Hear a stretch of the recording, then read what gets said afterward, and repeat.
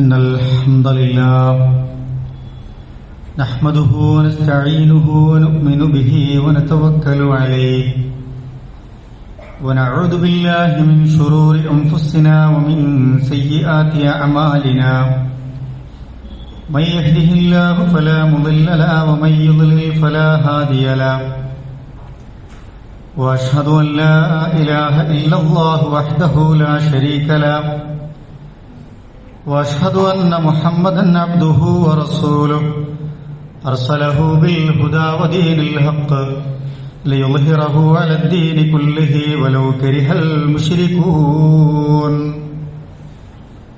اللهم صل على محمد وعلى آل محمد كما صليت على إبراهيم وعلى آل إبراهيم وبارك على محمد وعلى آل محمد كما باركت على إبراهيم وعلى آل إبراهيم إنك حميد مجيد أما بعد فإن خير الحديث كتاب الله وخير الهدي هدي محمد صلى الله عليه وسلم وشر الأمور محدثاتها وكل محدثة بدعة وكل بدعة ضلالة وكل ضلالة في النار أعوذ بالله من الشيطان الرجيم بسم الله الرحمن الرحيم يا أيها الذين آمنوا اتقوا الله حق تقاته ولا تموتن إلا وأنتم مسلمون بسم الله الرحمن الرحيم إنا أعطيناك الكوثر فصل لربك وانحر إن شانئك هو الأبتر ഏറെ ബഹുമാന്യരായ മുഅ്മിനീങ്ങളെ മുഅ്മിനാത്തുകളെ, അല്ലാഹു സുബ്ഹാനഹു വ തആലയുടെ നിയമങ്ങളും നിർദ്ദേശങ്ങളും വിധി വിലക്കുകളുമൊക്കെ നമ്മുടെയൊക്കെ ജീവിതത്തിന്റെ ഓരോ സന്ദർഭങ്ങളിലും സൂക്ഷ്മത പാലിച്ച് തഖ്വയുള്ളവരായി മാറണമേ എന്ന് എന്നോടും നിങ്ങളോടുമായി ഓർമ്മപ്പെടുത്തുകയാണ്, വസിയത്ത് ചെയ്യുകയാണ്. വിശ്വാസികളെ സംബന്ധിച്ചിടത്തോളം നമ്മിൽ ഉൾപ്പെട്ട പലരും, നമ്മുടെ കുടുംബാംഗങ്ങളുമൊക്കെ പരിശുദ്ധ ഹജ്ജിനും ഉംറക്കുമൊക്കെയായി ഒരുക്കങ്ങൾ പൂർത്തീകരിക്കുകയും ആ പരിശുദ്ധ കർമ്മത്തിനു വേണ്ടിയൊക്കെയുള്ള യാത്രകളിലുമൊക്കെയാണ്. അല്ലാഹു സുബ്ഹാനഹു വ തആല അവർക്കൊക്കെ മഖ്ബൂലും മബ്റൂറുമായ ഹജ്ജും ഉംറയുമൊക്കെ നിർവഹിച്ച് പിറന്നു വീണ ഒരു കുഞ്ഞിന്റെ പരിശുദ്ധിയോടുകൂടി നമ്മുടെയൊക്കെ ഗ്രഹങ്ങളിലേക്ക് എത്താൻ അല്ലാഹു സുബ്ഹാനഹു വ തആല തൗഫീഖ് നൽകി അനുഗ്രഹിക്കുമാറാവട്ടെ. ഹജ്ജും ബലിപെരുന്നാളും ഹജ്ജിന്റെ കർമ്മങ്ങളുമൊക്കെ നടക്കുമ്പോൾ നമ്മളെ സംബന്ധിച്ചിടത്തോളം ഇവിടെ നമുക്ക് നിർവഹിക്കാനുള്ള ചില കർമ്മങ്ങളിൽപ്പെട്ട പ്രധാനപ്പെട്ട ഒരു കർമ്മമാണ് ഉളുഹിയ്യത്ത്, ബലികർമ്മം എന്ന് പറയുന്നത്. അള്ളാഹുവിലേക്ക് അടുക്കാൻ സാധ്യമാകുന്ന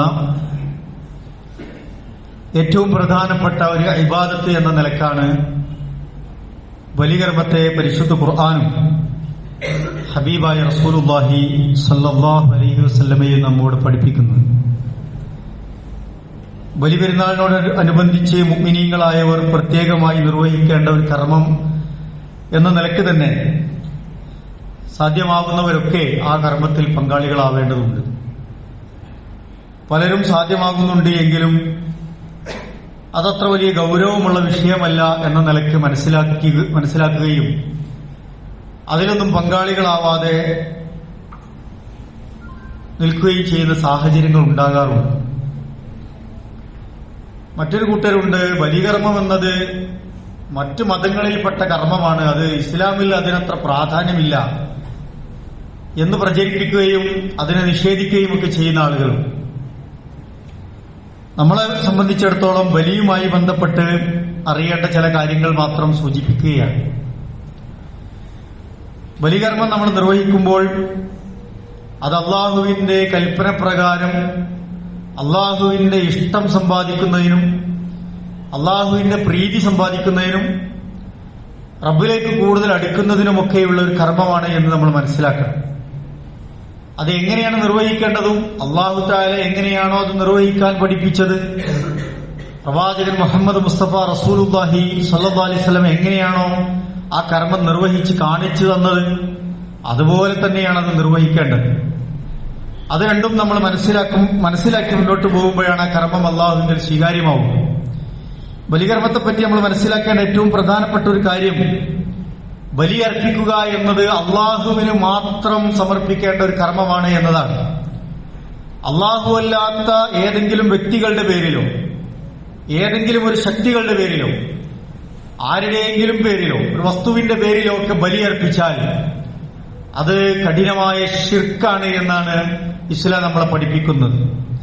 അപ്പോൾ ഒരു വ്യക്തിയുടെ പേരിൽ, പ്രവാചകന്മാരുടെ പേരിൽ ബലിയർപ്പിക്കുന്ന ആളുകളുണ്ട്, ഏതെങ്കിലും ശൈഖന്മാരുടെ പേരിൽ ബലിയർപ്പിക്കുന്ന ആളുകളുണ്ട്, മഹത്തുക്കളായ ബദരീങ്ങളുടെ പേരിലൊക്കെ ബലിയർപ്പിക്കുന്നവരുണ്ട്, കഅബയുടെ പേരിൽ ബലിയർപ്പിക്കുന്നവരുണ്ട്. പ്രകൃതിയിലെ ഏതെങ്കിലും പ്രതിഭാസത്തെ ഭയപ്പെട്ടുകൊണ്ട്, ഏതെങ്കിലും ശക്തികളെ ഭയപ്പെട്ടുകൊണ്ടൊക്കെ ബലിയർപ്പിച്ച് പ്രീതി കരസ്ഥമാക്കാൻ ശ്രമിക്കുന്നവരുണ്ട്. മുഅ്മിനുകളായ നമ്മളെ സംബന്ധിച്ചിടത്തോളം ബലികർമ്മം നമ്മൾ ചെയ്യുന്നുണ്ട് എങ്കിൽ അതെപ്പോഴായാലും, ചെറുതായാലും വലുതായാലും, അള്ളാഹുവിന്റെ പേരിൽ മാത്രം, അള്ളാഹുവിന്റെ പ്രീതി ലക്ഷ്യമാക്കി മാത്രം, അള്ളാഹുവിന് വേണ്ടി മാത്രമേ ആകാവൂ എന്നത് വളരെ കൃത്യമായി നമ്മൾ മനസ്സിലാക്കുക. അതാണ് ഇസ്ലാമിക വിധിവിലക്കുകളിൽ നമ്മളൊന്ന് പ്രത്യേകം പഠിക്കേണ്ടത്.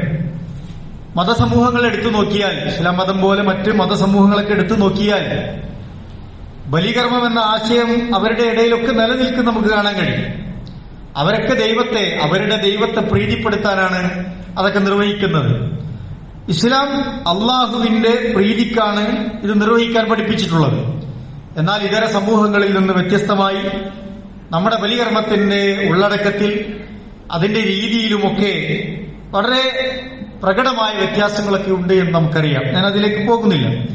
ഒന്ന് നമ്മൾ മനസ്സിലാക്കേണ്ട, ബലികർമ്മം അള്ളാഹുവിന് വേണ്ടി മാത്രമേ നിർവഹിക്കാവൂ എന്നതാണ്.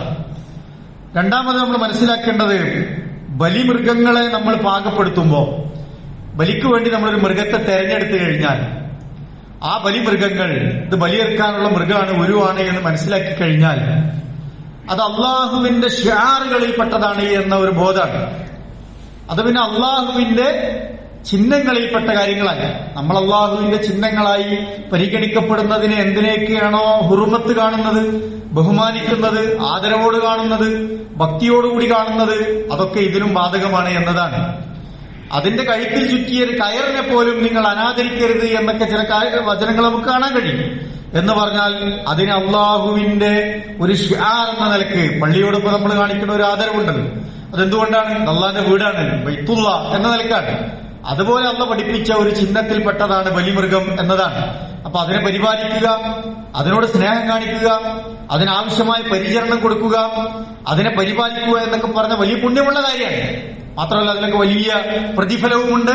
അത് അള്ളാഹുവിന്റെ ചിഹ്നങ്ങൾ എന്ന നിലയ്ക്ക് നമ്മൾ പരിഗണിക്കേണ്ട ഒരു മൃഗവുമാണ് എന്ന് നമ്മൾ മനസ്സിലാക്കുക. ഖുർആൻ പഠിപ്പിച്ചു, വൽ ബുദ്ന ജഅൽനാഹാ ലക്കും മിൻ ശആഇരില്ലാഹ് ലക്കും ഫീഹാ ഖൈർ ഫദ്കുറു സ്മല്ലാഹി അലൈഹാ സവാഫ് എന്ന് പഠിപ്പിക്കുന്നുണ്ട്. ഇവിടെ ഒട്ടകവുമായി ബന്ധപ്പെട്ട ബലിമൃഗത്തെ പരാമർശിച്ചുകൊണ്ടാണ് പറയുന്നത്. ഹജ്ജുമായി ബന്ധപ്പെട്ട കർമ്മങ്ങളെ പറഞ്ഞെടുത്താണ് ഇത് സൂചിപ്പിച്ചത്. അതിനെ നിങ്ങൾ അള്ളാഹുവിന്റെ ചിഹ്നങ്ങളിൽപ്പെട്ടത് എന്ന നിലയ്ക്ക് നിങ്ങൾ കൺസിഡർ ചെയ്യണം, പരിഗണിക്കണം. അള്ളാഹു അതിനെ അങ്ങനെയാണ് ആക്കിയിട്ടുള്ളത്. ലക്കും ഫീഹാ ഖൈർ, അതിൽ നിങ്ങൾക്ക് ഒരുപാട് നന്മകൾ ഉണ്ട് എന്നാണ്. അള്ളാഹു തആല അതിൽ ഒരുപാട് നന്മകൾ ഒളിപ്പിച്ചു വെച്ചിട്ടുണ്ട് എന്നാണ് നമ്മളോട് പഠിപ്പിക്കുന്നത്. നിങ്ങൾ അതിനെ വലിയെറുക്കാൻ വേണ്ടി ഇങ്ങനെ അണിനിരത്തുമ്പോ അള്ളാഹുവിന്റെ നാമങ്ങൾ ഉച്ചരിച്ചുകൊണ്ട് അത് നിർവഹിക്കണം എന്ന് നമ്മളോട് പഠിപ്പിക്കുന്നുണ്ട്. അപ്പൊ അള്ളാഹുവിന്റെ ഒരു ഷിആറിൽപ്പെട്ടതാണ് എന്ന് നമ്മൾ മനസ്സിലാക്കാം. അതുകൊണ്ട് അള്ളാഹുവിന്റെ നാമം ഉച്ചരിച്ചുകൊണ്ട് അതിനെ നിങ്ങൾ ബലിയെറുക്കുക എന്ന് ഖുർആൻ പഠിപ്പിച്ചു. ഇനി അതിന് അറിവ് നടത്തി കഴിഞ്ഞാൽ പിന്നെ എന്താ ചെയ്യാള്? ഫകുലൂ മിൻഹ, അതിൽ നിന്ന് നമുക്ക് അറിവ് നടത്തിയ ആളുകൾക്ക് എന്ത് ചെയ്യാം? അതിൽ പങ്കാളികളായവർക്ക് ഭക്ഷിക്കാം.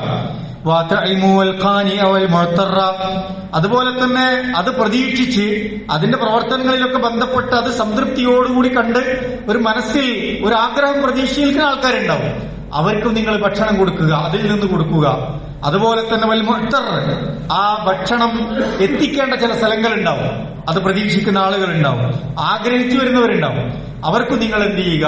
അതിന്റെ ഓഹരി വിഭവത്തിൽ നിന്ന് കൊടുക്കണം എന്ന് ഖുർആൻ കൃത്യമായി പഠിപ്പിച്ചു. കദാലിക സഖർനാഹാ ലക്കും ലഅല്ലക്കും തഷ്കുറൂൻ. അങ്ങനെ നിങ്ങൾ നന്ദിയുള്ളവരാവാൻ വേണ്ടിയിട്ടാണ് ആ മൃഗങ്ങളെ നിങ്ങൾക്ക് കീഴ്പ്പെടുത്തി തന്നത് എന്നതാണ്. അപ്പോ നമ്മളെക്കാളും കരുത്തുള്ള, നമ്മളെക്കാളും ശക്തിയുള്ള, നമ്മളെ പലപ്പോഴും ജീവൻ തന്നെ അപകടപ്പെടുത്തിയേക്കാവുന്ന തരത്തിലുള്ള കരുത്താണ് ചിലപ്പം പല മൃഗങ്ങൾക്കുള്ളത്. പക്ഷെ അത്തരം മൃഗങ്ങളെയൊക്കെ, കാലികളെ, കന്നുകാലികളൊക്കെ പ്രത്യേകിച്ചും അല്ലാഹു തആല നമുക്ക് വേണ്ടി ഇണക്കി തന്നിരിക്കുന്നു, നമുക്കതിനെ കീഴ്പ്പെടുത്തി തന്നിരിക്കുന്നു എന്നതാണ് ഖുർആൻ നമുക്ക് പഠിപ്പിച്ചു തരുന്നത്. അപ്പൊ അതിനെ എങ്ങനെയാണ് കൈകാര്യം ചെയ്യേണ്ടത്? അല്ലാഹു തആല പറഞ്ഞ പഠിപ്പിച്ച പ്രകാരം നമ്മൾ അതിനെ കൈകാര്യം ചെയ്യുക എന്നതാണ്.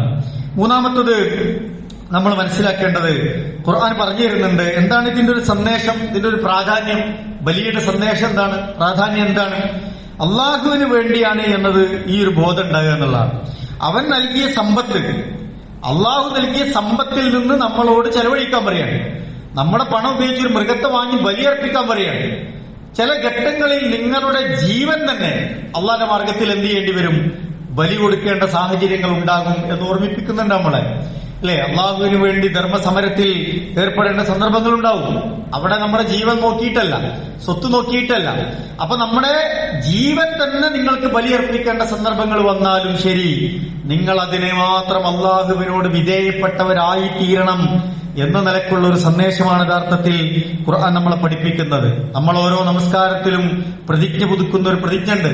ഇന്ന സ്വലാത്തി വ നുസുക്കി വ മഹ്യായ വ മമാതി ലില്ലാഹി റബ്ബിൽ ആലമീൻ. പടച്ചോൻ, എന്റെ ഇബാദത്തുകൾ, നമസ്കാരം, എന്റെ ബലികർമ്മം, എന്റെ ഈ ജീവിതം, ഈ ജീവനും ജീവിതവും മരണാടക്കെല്ലാം ലില്ലാഹി റബ്ബിൽ ആലമീൻ, റബ്ബേ സർവ്വലോകങ്ങളുടെ നാഥ നിനക്കാണ് എന്ന് നമ്മൾ പറഞ്ഞുകൊണ്ടേയിരിക്കുന്ന കാര്യമാണ്. അപ്പോ ആ നിലക്ക് നമ്മൾ ഇങ്ങനെ മനസ്സിലാക്കേണ്ടതുണ്ട്. ഖുർആൻ പറഞ്ഞു എന്നാണ്.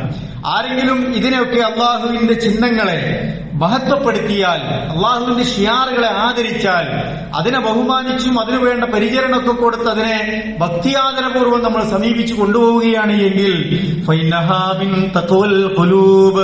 അവന്റെ ഹൃദയത്തിൽ അള്ളാഹുവിനോടുള്ള ഭക്തിയുണ്ട്, തഖ്വയുള്ള ഹൃദയങ്ങളുടെ ഉടമയാണവരെന്ന് ഖുർആൻ നമ്മൾ ഓർമ്മിപ്പിക്കുന്നുണ്ട്. അപ്പൊ ആ നിലക്ക് നമ്മൾ അതിനെ മനസ്സിലാക്കേണ്ടതുണ്ട്. അപ്പൊ വേണ്ടി വന്നാൽ ചെറിയ ചെറിയ സമ്പത്തിന്റെ വിഹിതമാണ് ഇപ്പൊ നമുക്കൊരു മൃഗത്തെ ബലിയെടുക്കാൻ വേണ്ടി ആവശ്യമുണ്ടാകാം. പക്ഷെ വേണ്ടി വന്നാൽ നിങ്ങളുടെ ജീവിതം തന്നെ അള്ളാഹുവിനോട് സമർപ്പിക്കേണ്ട സന്ദർഭങ്ങൾ വന്നേക്കാം. അതിന് മാത്രം നിങ്ങളുടെ ഈമാൻ, നിങ്ങളുടെ ഭക്തി, നിങ്ങളുടെ വിനയം, വിധേയത്വം മുസ്ലിം എന്ന നിലയ്ക്ക് ഉണ്ടാകണം എന്ന് ഖുർആൻ നമ്മൾ ഓർമ്മിപ്പിക്കുന്നുണ്ട്. അതിന് മാത്രമൊക്കെ നമ്മൾ ഒരു പാകതയും പക്വതയും ഒക്കെ ആയിട്ടുണ്ടോ എന്ന് നമ്മൾ ആലോചിക്കേണ്ടതുണ്ട് പ്രിയപ്പെട്ടവരെ. മറ്റൊന്ന്, ബലി അറുക്കുന്ന ആളുകളെ സംബന്ധിച്ചിടത്തോളം അവരുടെ ഉദ്ദേശം എന്താണ് ഉണ്ടാകേണ്ടത്? ഖുർആൻ പറഞ്ഞു ലൻ യനാലല്ലാഹ ലുഹൂമുഹാ വലാ ദിമാഉഹാ വലാകിൻ യനാലുഹു തഖ്വാ മിൻകും. ചില ആൾക്കാരെ എണ്ണത്തിന്റെ കണക്ക് പറഞ്ഞ് വലിയ ആഢ്യത്വം നടിക്കും. ഞങ്ങളവിടെ 12 അറുത്ത്, 14 അറുത്ത്, അവിടുത്തെ പോത്താണ് പോത്ത് എന്നൊക്കെ പറഞ്ഞ് ഈ ഉരുവിന്റെ പേര് വലിയ മഹത്വം പ്രകടിപ്പിച്ച് നടക്കുന്ന ആളുകൾ, വീരവാദം പറഞ്ഞു നടക്കുക. അതൊന്നും ഇതിൽ ഉണ്ടാകാൻ പാടില്ല. ചില ആൾക്കാർ അതിന്റെ വണ്ണം പറഞ്ഞും ഇത്ര കിലോ ഇറച്ചിന്റെ കണക്കൊക്കെ പറഞ്ഞ് നമ്മളങ്ങനെ ആഢ്യത്വം നടിക്കും. അതിന്റെ ഒന്നും ആവശ്യമില്ലാന്ന്, വലിപ്പത്തരം പറയേണ്ട ഒരു ഘട്ടമല്ല ഇത്. ശരിക്കും ഒരു ഇബാദത്ത് എന്ന നിലക്കാണ് നമ്മൾ ഇതിനെ മനസ്സിലാക്കേണ്ടത്. അതുകൊണ്ടാണ് ഖുർആൻ പറഞ്ഞത് ഇതിൽ മാംസം അള്ളാഹ്ക്ക് എത്തുന്നില്ല, ഇതിന്റെ രക്തം അള്ളാഹ്ക്ക് എത്തുന്നില്ല. ഇതിൽ അള്ളാഹു തആല പരിശോധിക്കുന്നത് എന്തുമാത്രമാണ്? അറിവ് നടത്തുന്നവരും അതിൽ പങ്കാളികളാകുന്ന ആളുകളുടെ ഹൃദയമാണ്, മനസ്സിന്റെ ശുദ്ധിയാണ്, അവരുടെ വിചാരങ്ങളാണ്, ആ ഈമാനാണ്, അവരുടെ നീയത്താണ്. അപ്പൊ അതിൽ എത്രമാത്രം ഇഖ്ലാസ് ഉണ്ട് എന്നതാണ് നമുക്ക് പ്രതിഫലം നിശ്ചയിക്കപ്പെടുന്നത്. മറ്റതൊക്കെ ഈ ദുനിയാവിലെ പല ആളുകളുടെ ഇടയിലേക്ക് വിതരണം ചെയ്യപ്പെടുന്ന സംഗതികളാണ്. അതുകൊണ്ട് അത് നമ്മൾ മനസ്സിലാക്കുക. മനസ്സിന്റെ വിശുദ്ധി, അള്ളാഹിനോടുള്ള ഭയപ്പാട്, തഖ്വ എത്രത്തോളം നമ്മൾ ഇത് നിർവഹിക്കുമുണ്ട്, നമ്മളത് കൊടുക്കുമ്പോഴുള്ള നീയത്തുണ്ടല്ലോ, നമ്മളിതില് ഒരു പങ്കാളിയാകുമ്പോഴുള്ള നീയത്ത്, അത് വളരെ പ്രധാനമാണ് എന്നാണ്. അത് അള്ളാഹിന്റെ പ്രീതിക്ക് വേണ്ടി മാത്രമാണെങ്കിൽ അത് പ്രതിഫലാർഹമാണ്. അതല്ല നമ്മള് ഞാൻ കൂടിയില്ല, ഇപ്പൊ ആൾക്കാരെന്താ വിചാരിക്കുക, അല്ലെങ്കിൽ പിന്നെ നമ്മളൊരു തറവാട്ടുകാരല്ലേ, നമ്മൾ കൂടാഞ്ഞ മോശമല്ലേ, ഇങ്ങനെയുള്ള ചിന്ത ഒന്നും നമ്മളെ നയിക്കേണ്ടതില്ല. നമ്മൾ ആ ഇഖ്ലാസാണ് അതിൽ പ്രധാനം. നമ്മൾ അള്ളാഹുവിന്റെ ഒരു കൽപ്പന അനുസരിക്കുന്നു, അതില് പുണ്യം പ്രതീക്ഷിക്കുന്നു, അത് അള്ളാഹു സ്വീകരിക്കണം എന്ന് വിചാരിക്കുന്നു. ഒരു ഇബാദത്ത് എന്ന നിലയ്ക്കുള്ള നീയത്ത് വളരെ ക്ലിയർ ആയിട്ട് നമ്മൾ വെക്കുക എന്നുള്ളതാണ്. മറ്റൊന്ന് അതിലുള്ള ഒരു ത്യാഗമാണ്. ആ ത്യാഗ മനസ്സാണ് പ്രധാനപ്പെട്ടത്. നമ്മൾ യഥാർത്ഥത്തിൽ അതിന്റെ ചരിത്രം പരിശോധിക്കുമ്പോഴാണ് നമുക്ക് ബോധ്യപ്പെടുക. ഇബ്രാഹിം നബി അലൈഹി സ്വലാത്തു വസ്സലാം തന്റെ മകനെ ബലിയെറുക്കേണ്ട ഒരു ഘട്ടം, ആറ്റുനോറ്റുണ്ടായ ഒരു മകൻ, അല്ലെ, ആറ്റുനോറ്റുണ്ടായ ഒരു കുട്ടി, അതിനെ ബലിയെറുക്കാൻ വേണ്ടി പറയാണ്. ചെറിയൊരു കാര്യമല്ല. അതെങ്ങാനും നടപ്പിലാകുന്ന ഒരു ഘട്ടമായിരുന്നു നമുക്ക് കൽപ്പിച്ചിരുന്നത് എങ്കിൽ നമ്മൾ ആലോചിച്ച് നോക്കിയാൽ മതി, എത്രമാത്രം ഒരു ഗൗരവമുള്ള ഒരു വിഷയമാണത്. അവിടെ നിന്ന് അതിന് പകരം ഒരു ബലി കൊടുക്കാൻ വേണ്ടി പറയാണ് നമ്മളോട്. അള്ളാഹു കൽപ്പിച്ചാൽ നമ്മൾ ചെയ്യാൻ ബാധ്യസ്ഥരാകുമായിരുന്നു. പക്ഷെ അള്ളാഹു നമ്മളോട് കാരുണ്യം കാണിച്ചു. അത് നിലക്കാണ് നമ്മളൊരു ബലിയെറുക്കുന്നത്. അപ്പൊ അതിലൊരുപാട് ത്യാഗങ്ങൾ അടങ്ങിയിട്ടുണ്ട്. ഞാൻ അതിന്റെ ചരിത്ര പശ്ചാത്തലത്തിലേക്ക് പോകുന്നില്ല. 3 തരത്തിലുള്ള ബലിയെക്കുറിച്ച് ഖുർആൻ നമുക്ക് പറഞ്ഞു തരുന്നുണ്ട്. അതിലൊന്ന് ആദം നബി അലൈഹി സ്വലാത്തു വസ്സലാമിന്റെ മക്കൾ നടത്തിയ ബലിയാണ്. ഹാബീലും നടത്തിയ ബലികർമ്മം. അതിൽ 2 ബലിയിൽ ഒന്ന് അല്ലാഹു തആല സ്വീകരിച്ചു, ഒന്ന് അല്ലാഹു തആല സ്വീകരിച്ചില്ല. സ്വീകരിക്കാനുണ്ടായ കാരണം എന്താണ്? ഹാബീലിന്റെ നീയത്ത് വളരെ പ്രധാനമായിരുന്നു. നീയത്ത് ശുദ്ധമായിരുന്നു. മറ്റൊരു ഉദ്ദേശം ഉണ്ടാകാതെ അള്ളാഹുവേ ഇത് കബൂൽ ചെയ്യണേ എന്ന ഒറ്റ നീയത്തിലാണ് ഹാബീൽ ബലിയർപ്പിച്ചത്. അതുകൊണ്ട് അത് അള്ളാഹു സ്വീകരിച്ചു. മറ്റതോ ആ നീയത്തിൽ ചില കപടതകൾ ഉണ്ടായിരുന്നു, മറ്റു വിചാരങ്ങൾ ഉണ്ടായിരുന്നു, മറ്റു താല്പര്യങ്ങൾ ഉണ്ടായിരുന്നു. അതുകൊണ്ട് അത് സ്വീകരിക്കാതെ പോയി എന്നതാണ് ഒരു ബലികർമ്മത്തെ പറ്റി ഖുർആൻ പഠിപ്പിക്കുന്നത്. രണ്ടാമത് മൂസ അലൈഹി സ്വലാത്തു വസ്സലാം തന്റെ അനുയായികളോട്, ബനി ഇസ്രായേൽ സമൂഹത്തോട് ബലിയെടുക്കാൻ പറഞ്ഞു. മൃഗത്തെ ബലിയെടുക്കാൻ പറഞ്ഞു. അതിന് ചില ക്വാളിറ്റിയും കാര്യങ്ങളൊക്കെ നിശ്ചയിച്ചു കൊടുത്തു. പക്ഷെ അവർ ബലിയെടുക്കാൻ കൂട്ടാക്കിയില്ല. മൂസ അലൈഹി സ്വലാത്തു വസ്സലാം പറഞ്ഞു, വലിയ പരീക്ഷണങ്ങൾ ഉണ്ടാവും, നിങ്ങൾ ബലിയെടുക്കൂ. നിർബന്ധിക്കേണ്ടി വന്നു. നിർബന്ധിച്ച് അങ്ങനെ ഉണ്ടല്ലോ, പറഞ്ഞ് അങ്ങനെ ചേരൂ കൂടൂ എന്നൊക്കെ പറഞ്ഞ് അതങ്ങനെ ഓർമ്മിപ്പിച്ച് നിർബന്ധപൂർവ്വമാണ് അവർ ആ ബലിക്ക് തയ്യാറായത്. അള്ളാഹു തആല പറഞ്ഞു അത് സ്വീകാര്യമായി. അവരൊരു മൃഗത്തെ കൊന്നുകളഞ്ഞു എന്ന നിലക്കാണ് ഖുർആൻ അതിനെ പരിചയപ്പെടുത്തുന്നത്. അപ്പൊ ചില ആൾക്കാർ മനസ്സോടെ നമ്മളിങ്ങനെ ബലിയെടുത്തിട്ടും കാര്യമില്ല എന്ന് നമ്മൾ മനസ്സിലാക്കുക. മൂന്നാമത്തത് ഇബ്രാഹിം നബി അലൈഹി സ്വലാത്തു വസ്സലാമിന്റെ ബലിയെക്കുറിച്ചാണ് ഖുർആൻ നമ്മളോട് പഠിപ്പിക്കുന്നത്. അപ്പൊ അദ്ദേഹം യഥാർത്ഥത്തിൽ ബലിയർപ്പിക്കാൻ ഉദ്ദേശിച്ച കാര്യമല്ല ബലിയർത്തത്. അതിന് പകരം ഒരു ആടിനെ അറുക്കാനാണ് ഖുർആൻ കൽപ്പിച്ചത്. അതുകൊണ്ട് അതിലുള്ള സമർപ്പണം, അതിലുള്ള ആത്മാർത്ഥത, അതിലുള്ള ത്യാഗം, ഇതൊക്കെ അല്ലാഹു തആല പരിഗണിക്കുകയും വമ്പിച്ച പ്രതിഫലാർഹമായി അത് സ്വീകരിക്കുകയും ചെയ്തു എന്നതാണ്. ആ ബലിയാണ് നമ്മളെ സംബന്ധിച്ചിടത്തോളം ഈ കർമ്മങ്ങളിലൊക്കെ നമ്മൾ നിർവഹിക്കുന്നത്. മാത്രമല്ല റസൂലുള്ളാഹി സ്വല്ലല്ലാഹി അലൈഹി വസല്ലം പറഞ്ഞു, ഇന്നല്ലാഹ ലാ യൻദുറു ഇലാ സുവരിക്കും വഅംവാലിക്കും വലാകിൻ യൻദുറു ഇലാ ഖുലൂബിക്കും വഅമാലിക്കും എന്ന്. അല്ലാഹു തആല നിങ്ങളുടെ രൂപങ്ങളിലേക്കോ നിങ്ങളുടെ സമ്പത്തിലേക്കോ ഒന്നുമല്ല നോക്കുന്നത്, അവൻ നിങ്ങളുടെ മനസ്സിലേക്കും നിങ്ങളുടെ പ്രവർത്തനങ്ങളിലേക്കുമാണ് നോക്കുന്നത് എന്ന് റസൂൽ സല്ലല്ലാഹു അലൈഹി വസല്ലം പഠിപ്പിക്കുന്നുണ്ട്. അതുകൊണ്ട് തഖ്വ എന്നത് വളരെ പ്രധാനമാണ്. അത്തഖ്വ ഹാഹുന, രൂപഭാവങ്ങൾക്ക് അതീതമാണ്, അതിനപ്പുറത്താണ്. അത് മനസ്സിൽ രൂപപ്പെടേണ്ട സംഗതിയാണ് എന്ന് നമ്മൾ മനസ്സിലാക്കുക. അപ്പൊ ഈ ബലികർമ്മം വളരെ പ്രധാനമാണ്, ഏറ്റവും പ്രതിഫലാർഹ കാര്യമാണ്, വലിയ പുണ്യമുള്ള സംഗതിയാണ്, നല്ലൊരു ഇബാദത്താണ്. ഇബ്രാഹിം നബി അലൈഹി സ്വലാത്തു വസ്സലാമിന്റെ ഒരു സുന്നത്തിന്, മുഹമ്മദ് മുസ്തഫ റസൂലുള്ളാഹി സ്വല്ലല്ലാഹി അലൈഹി വസല്ലമയുടെ സുന്നത്തിന്, അള്ളാഹുവിനോടുള്ള ഒരു ഇതാഅത്ത്, കൽപ്പന, അനുസരണ എന്ന നിലക്കൊക്കെ നമ്മൾ നിർവഹിക്കുന്ന ഒരു കർമ്മമാണ്.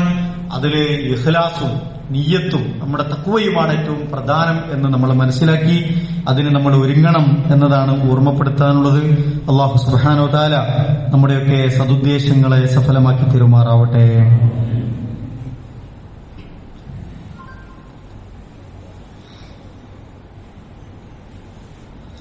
അൽഹംദുലില്ലാഹ് സ്വലാത്തു വസ്സലാമു അലാ റസൂലില്ലാഹ് വഅലാ ആലിഹി വസഹ്ബിഹി അജ്മഈൻ. അള്ളാഹുവിനെ സൂക്ഷിച്ച് ജീവിക്കണമേ എന്ന് ഒരിക്കൽ കൂടി ഓർമ്മപ്പെടുത്തുകയാണ്, വസിയത്ത് ചെയ്യുകയാണ്. നമ്മളിപ്പോ ദുൽഖഅദ മാസത്തിന്റെ അവസാനത്തിലാണ്. ദുൽഹിജ്ജ മാസം 10-നാണ് ബലിപെരുന്നാൾ. ദുൽഹിജ്ജ മാസം 10-നോ 11-നോ 12-നോ 13-നോ ആണ് നമ്മൾ ഈ ബലികർമ്മം നിർവഹിക്കേണ്ടത്. അപ്പൊ ഈ മഹല്ലുകളിൽ അടിസ്ഥാനത്തിലൊക്കെ ഷെയർ ഏറ്റെടുത്ത് ചെയ്യുന്നതുകൊണ്ട് നമ്മൾ ഇതിനെ വളരെ നേരത്തെ തന്നെ ഒരു ഉത്ബോധനം എന്ന നിലക്കാണ് ഇന്നത് സൂചിപ്പിച്ചത്. ഈ കർമ്മം ഫർളാണോ സുന്നത്താണോ എന്നത് പണ്ഡിതന്മാർക്കിടയിൽ ചില അഭിപ്രായ വ്യത്യാസങ്ങളുണ്ട്. എന്നാൽ കഴിവുള്ളവർ ഇത് നിർവഹിക്കണമെന്നതിൽ പണ്ഡിത ലോകത്ത്, ഇസ്ലാമിക ലോകത്ത് ഒരു അഭിപ്രായ വ്യത്യാസമില്ല എന്ന് നമ്മൾ മനസ്സിലാക്കുക. റസൂൽ സല്ലല്ലാഹു അലൈഹി വസല്ലം പറയുന്നുണ്ട്, മൻ വജദ സഅതൻ ലിഅൻ യുളഹിയ ഫലം യുളഹി ഫലാ യഹ്ദുർ മുസല്ലാന. റസൂൽ സല്ലല്ലാഹു അലൈഹി വസല്ലം സഹാബികളോട് പറഞ്ഞു, സഹാബാക്കളെ, ആർക്കെങ്കിലും ബലിയർപ്പിക്കാൻ ആവശ്യമായ സാമ്പത്തികമായ കഴിവുണ്ടായി എന്നിട്ട് അയാൾ ബലികർമ്മം നിർവഹിച്ചില്ല, അത്തരക്കാർ നമ്മുടെ മുസല്ലയിലേക്ക് വരേണ്ടതില്ല എന്ന് റസൂൽ സല്ലല്ലാഹു അലൈഹി വസല്ലം വളരെ ഗൗരവത്തിൽ ഓർമ്മിപ്പിക്കുന്നുണ്ട്. അപ്പൊ അതിൽ നിന്ന് നമ്മൾ മനസ്സിലാക്കേണ്ടത് എന്താണ്? അതിന്റെ പ്രാധാന്യത്തെ കുറിച്ചാണ്.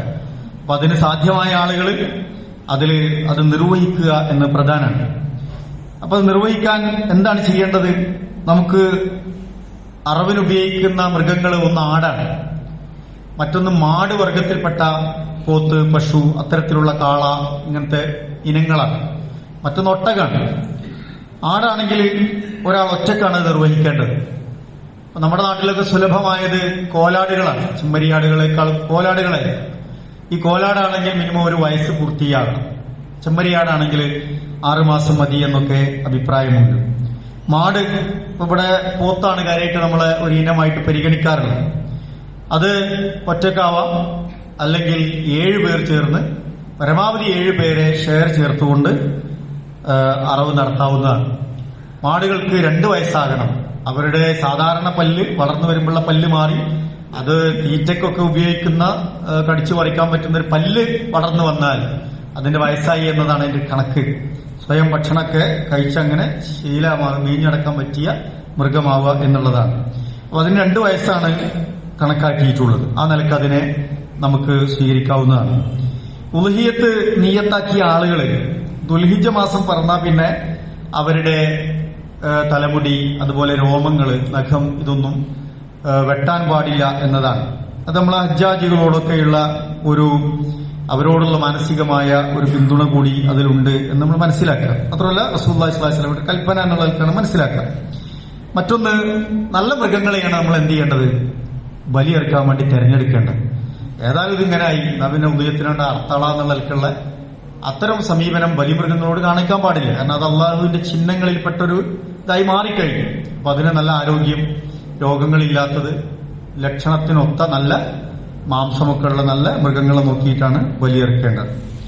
നിശ്ചിത വിഹിതം അതില് പാവങ്ങളിലേക്ക് എത്തുക എന്നുള്ളത് വളരെ പ്രധാനമാണ്. അപ്പൊ അതിനെ 3 വിഹിതങ്ങളാക്കി 3 തലത്തിൽ ഓഹരി വെക്കാമെന്നും 2 തലത്തിൽ മതി എന്നൊക്കെയുള്ള അഭിപ്രായങ്ങളുണ്ട്.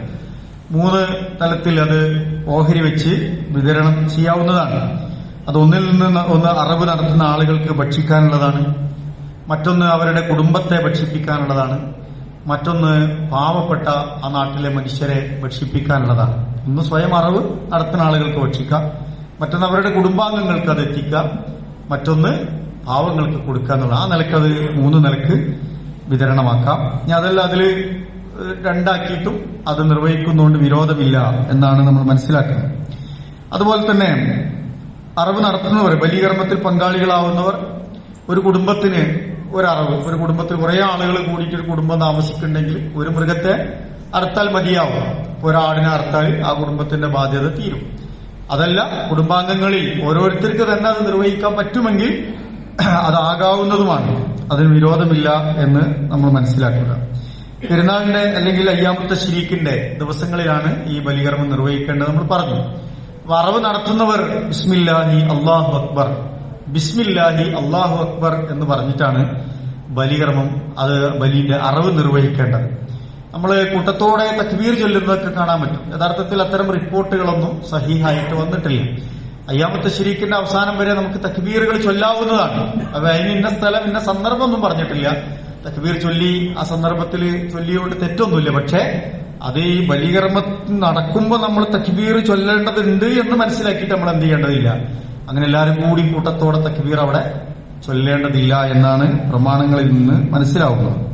അതേസമയം തക്ബീറുകൾ ചൊല്ലേണ്ട സന്ദർഭം എന്നുള്ള നിലയ്ക്ക് നമുക്ക് എപ്പോഴും അയ്യാമത്തെ ശരീക്കിന്റെ അവസാനം വരെ അത് നിർവഹിക്കാവുന്നതാണ്. മറ്റൊന്ന്, മൃഗബലിയിൽ പങ്കാളികളായ ആളുകളുണ്ടാവും. അവരാ സന്ദർഭത്തിൽ അവിടെ ഉണ്ടാവുക എന്നുള്ളത് വളരെ പ്രധാനപ്പെട്ട ഒരു കാര്യമാണ്. അതായത് ബലി ഷെയർ കൂടിയ ആളുകളുണ്ടെങ്കിൽ, അല്ലെങ്കിൽ അറവ് സമയത്ത് ആരാണോ അതിന്റെ അഹ്ലുകാര് അവരാ സന്ദർഭത്തിൽ അതിനെ അറക്കുന്ന സമയത്ത് അവിടെ ഉണ്ടാകുന്നത് വളരെ പ്രധാനപ്പെട്ട കാര്യമാണ്. മറ്റൊന്ന്, ഇതിന്റെ വിതരണത്തിൽ അമുസ്ലിം സുഹൃത്തുക്കൾക്ക് ഇതിന്റെ മാംസം കൊടുക്കാൻ പറ്റുമെന്നുള്ളതാണ്. നമ്മളോട് ശത്രുത കാണിക്കാത്ത, നമ്മോട് വിരോധം കാണിക്കാത്ത, നമ്മളുമായി സഹകരിക്കുന്ന ആളുകൾക്ക് അത് വിതരണം ചെയ്യുന്നത് കൊണ്ട് തെറ്റില്ല എന്നാണ് നമുക്ക് കാണാൻ കഴിയുന്നത്. അതുപോലെ തന്നെ ഇത് നിർവഹിച്ചു കഴിഞ്ഞാൽ പടച്ചോനെ ഇത് സ്വീകരിക്കണേ എന്ന് എല്ലാവരും ആത്മാർത്ഥമായി പ്രാർത്ഥിക്കുകയും ചെയ്യുക എന്നുള്ളതാണ് ഇതിന്റെ കർമ്മവുമായി ബന്ധപ്പെട്ട് ഓർമ്മിപ്പിക്കാനുള്ളത്. നമ്മളെ സംബന്ധിച്ചിടത്തോളം നമ്മുടെ മഹല്ലിൽ എല്ലാ വർഷവും അത് വളരെ കൃത്യമായി നടന്നു വരാറുണ്ട്. ഇപ്പോൾ തന്നെ അതിന്റെ പ്രവർത്തനങ്ങൾ ആരംഭിച്ചിട്ടുണ്ട്. വളരെ നേരത്തെ താല്പര്യമുള്ളവർ അതിൽ പങ്കാളികളാവുക. അവസാനത്തേക്കൊക്കെ ആവുമ്പോൾ വെച്ചാൽ ഈ ഉരുക്കളുടെ വിലയിലൊക്കെ മാറ്റങ്ങൾ വരും. അപ്പൊ നമ്മൾ നിശ്ചയിച്ച എമൗണ്ടിലൊക്കെ ചിലപ്പോൾ തികയാതെ വരും. അപ്പൊ അത് ഒരു ഒന്നിച്ചു വാങ്ങണൊക്കെ സിസ്റ്റം ചിലപ്പം ഉണ്ടാകുമ്പം വില കൂടി വാങ്ങേണ്ട ഘട്ടമെത്തുമ്പോൾ അതിന്റെ ബാധ്യത കൂടി നേരത്തെ വില കൊടുത്തവർക്കൊക്കെ വരും. ശരിക്കും അങ്ങനെ ഉണ്ടാകാൻ പാടില്ല. 7 ആളുകൾ ഒരു ഉരുണ വാങ്ങുകയാണെങ്കിൽ അതിന്റെ വില, ഓരോന്നിന്റെ വില ശരിക്കും വേറെ തന്നെ കണക്കാക്കി വേണം അത് നിർവഹിക്കാൻ. കുറ്റമറ്റ രീതിയിലാകണമെങ്കിൽ അതാണ് ചെയ്യേണ്ടത്. ഒന്നിച്ച് അതിലേക്കൊരു തീരുമാനം എടുക്കാൻ എളുപ്പം. അതിന് താല്പര്യമുള്ളവർക്ക് വളരെ നേരത്തെ തന്നെ അതിൽ പേര് കൊടുത്ത് അതിന്റെ പണം കൊടുത്ത് പങ്കാളികളാവലാണ്. അതിന് നമ്മുടെ മഹല്ലിൽ സൗകര്യമുണ്ട്. ബന്ധപ്പെട്ടവരെ നിങ്ങൾ സമീപിക്കുക. അല്ലാഹു സുബ്ഹാനഹു വ തആല നമ്മുടെ എല്ലാ ഉദ്ദേശങ്ങളും സഫലമാക്കി തരുമാറാവട്ടെ. നമ്മുടെ പോരായ്മകൾ അല്ലാഹു തആല പുറത്ത് മാപ്പ് നൽകി അനുഗ്രഹിക്കുമാറാവട്ടെ. അല്ലാഹുവെ, എല്ലാവിധ ഫിത്നകളിൽ നിന്നും ഫസാദുകളിൽ നിന്നും ഞങ്ങളെയും ഞങ്ങളുടെ കുടുംബങ്ങളെയും ഞങ്ങളുടെ ദീനിനെയും ഞങ്ങളുടെ ഉമ്മത്തിനെയും ഞങ്ങളുടെ നാടിനെയും ഈ രാജ്യത്തെയും ഒക്കെ നീ കാത്തു രക്ഷിക്കണമേ റഹ്മാനെ. അല്ലാഹുവെ, മഴ അനുഗ്രഹത്തിന്റെ മഴയാക്കി ഞങ്ങൾക്ക് നീ അനുഭവിപ്പിക്കണമേ റഹ്മാനെ. മഴയുടെ കെടുതികളിൽ നിന്ന് ഞങ്ങളെയൊക്കെ നീ കാത്തു രക്ഷിക്കണമേ റഹ്മാനെ. അല്ലാഹുവെ, ഞങ്ങളുടെ കൂട്ടത്തിൽ നിന്ന് മരണപ്പെട്ടുപോയ ഞങ്ങളുടെ മാതാപിതാക്കൾ, ബന്ധുമിത്രാദികൾ, ഞങ്ങളുടെ ഇണകൾ, ഞങ്ങളുടെ സഹോദരങ്ങൾ, ഞങ്ങളുടെ സഹോദരിമാർ, ഞങ്ങളുടെ മഹല്ലിലെ പ്രിയപ്പെട്ടവർ, ഞങ്ങളെ സ്നേഹിച്ചവർ, സഹായിച്ചവർ, അല്ലാഹുവെ, എല്ലാവർക്കും നീ മഗ്ഫിറത്തും റഹ്മത്തും നൽകി അനുഗ്രഹിക്കണമേ റഹ്മാനെ. അല്ലാഹുവെ, അവരെയും ഞങ്ങളെയും നിന്റെ ജന്നാത്തുൽ ഫിർദൗസിൽ നീ ഒരുമിച്ച് കൂട്ടി അനുഗ്രഹിക്കണമേ റഹ്മാനെ. അല്ലാഹുവെ, മാരകമായ രോഗങ്ങളിൽ നിന്ന്, മാറാരോഗങ്ങളിൽ നിന്ന്, മാരകമായ വൈറസുകളിൽ നിന്ന്, പകർച്ചവ്യാധികളിൽ നിന്ന്, കഠിനമായ പരീക്ഷണങ്ങളിൽ നിന്ന്, കണിശമായ വിചാരണകളിൽ നിന്ന്, കത്തിജ്വലിക്കുന്ന നരകത്തിൽ നിന്ന് അല്ലാഹുവെ, ഞങ്ങളെയും ഞങ്ങളുടെ പ്രിയപ്പെട്ടവരെയും ഒക്കെ നീ കാത്തു രക്ഷിക്കണമേ റഹ്മാനെ. അല്ലാഹുവെ, ഞങ്ങൾ ധാരാളം സതുദ്ദേശങ്ങളോടെ നിന്നോട് പ്രാർത്ഥിച്ചുകൊണ്ടിരിക്കുന്നു നാഥ. ഞങ്ങളുടെ പ്രാർത്ഥനകൾ നീ കബൂൽ ചെയ്യണ റഹ്മാനെ. മാനസികമായി വിഷമിക്കുന്നവരുണ്ട്, ശാരീരികമായി പ്രയാസപ്പെടുന്നവരുണ്ട്, സാമ്പത്തികമായി പ്രാർത്ഥിക്കാൻ വേണ്ടി വസിയത്ത് ചെയ്തവരുണ്ട്. നമ്മുടെ പള്ളികളിൽ, ജുമഅകളിൽ, ജമാഅത്തുകളിലൊക്കെ നിരന്തരമായി പങ്കെടുത്തുകൊണ്ടിരിക്കുന്ന പ്രിയപ്പെട്ടവർ, അവർ പല കാരണങ്ങളാൽ വീടുകളിലും ആശുപത്രികളിലും ഒക്കെയായി ചികിത്സയിലുണ്ട്. അല്ലാഹുവേ, എല്ലാവരുടെയും പ്രയാസങ്ങൾ നീ ദൂരീകരിച്ചു കൊടുക്കണം റഹ്മാനെ. രോഗങ്ങളെ നീ അല്ലാഹുവെ പരിപൂർണമായി ശിഫിയാക്കി കൊടുക്കണം റഹ്മാനെ. മനസ്സിന് നീ സ്വസ്ഥതയും സമാധാനവും നൽകി അനുഗ്രഹിക്കണം റഹ്മാനെ. ആരോഗ്യപരമായി ആഫിയത്തും തൗഫീഖും നൽകി നീ അനുഗ്രഹിക്കണമേ റഹ്മാനെ. അല്ലാഹുവെ, പരിശുദ്ധമായ ഹജ്ജും ഉംറയും ഒക്കെ നിർവഹിക്കാൻ വേണ്ടി നിയ്യത്താക്കി പുറപ്പെട്ടവരുണ്ട്, പുറപ്പെടാൻ കാത്തു നിൽക്കുന്നവരുണ്ട്, ഞങ്ങളുടെ പ്രിയപ്പെട്ടവരുണ്ട്, പ്രാർത്ഥന കൊണ്ട് വസിയത്ത് ചെയ്തവരുണ്ട്. അല്ലാഹുവെ, എല്ലാവരുടെയും നല്ല ഉദ്ദേശങ്ങളെ നീ സഫലമാക്കി കൊടുക്കുക റഹ്മാനെ. മഖ്ബൂലും മബ്റൂറുമായ ഹജ്ജും ഉംറയും നിർവഹിക്കാനുള്ള എല്ലാവിധ സൗഖ്യവും തൗഫീഖും നൽകി നീ അനുഗ്രഹിക്കണമേ റഹ്മാനെ. അല്ലാഹുവെ, ഞങ്ങളുടെ പഠനത്തിലും ഞങ്ങളുടെ പരീക്ഷകളിലും ഞങ്ങളുടെ ജോലികളിലും ഞങ്ങളുടെ കുടുംബജീവിതത്തിലും ഞങ്ങളുടെ കച്ചവടത്തിലും ഒക്കെ നീ ധാരാളം ഖൈറും ബർക്കത്തും നൽകി അനുഗ്രഹിക്കണമേ റഹ്മാനെ. ഞങ്ങളുടെ മാതാപിതാക്കൾക്ക് നീ പുറത്തു കൊടുക്കണം റഹ്മാനെ. അവർക്ക് നീ ആയുസ്സും ആരോഗ്യവും നൽകി അനുഗ്രഹിക്കണം റഹ്മാനെ. اللهم اغفر للمؤمنين والمؤمنات والمسلمين والمسلمات والأحياء منهم والأموات إنك مجيب الدعوات يا قاضي الحاجات. اللهم أجرنا من النار، اللهم أجرنا من النار، اللهم أجرنا وأجر والدينا من النار. اللهم ادخلنا الجنة مع الأبرار. اللهم اغفر لنا يا غافر المذنبين. اللهم ارحم لنا يا أرحم الراحمين. اللهم ارزق لنا يا خير الرازقين. ربنا تقبل منا إنك أنت السميع العليم وتب علينا إنك أنت التواب الرحيم. ربنا آتنا في الدنيا حسنة وفي الآخرة حسنة وقنا عذاب النار.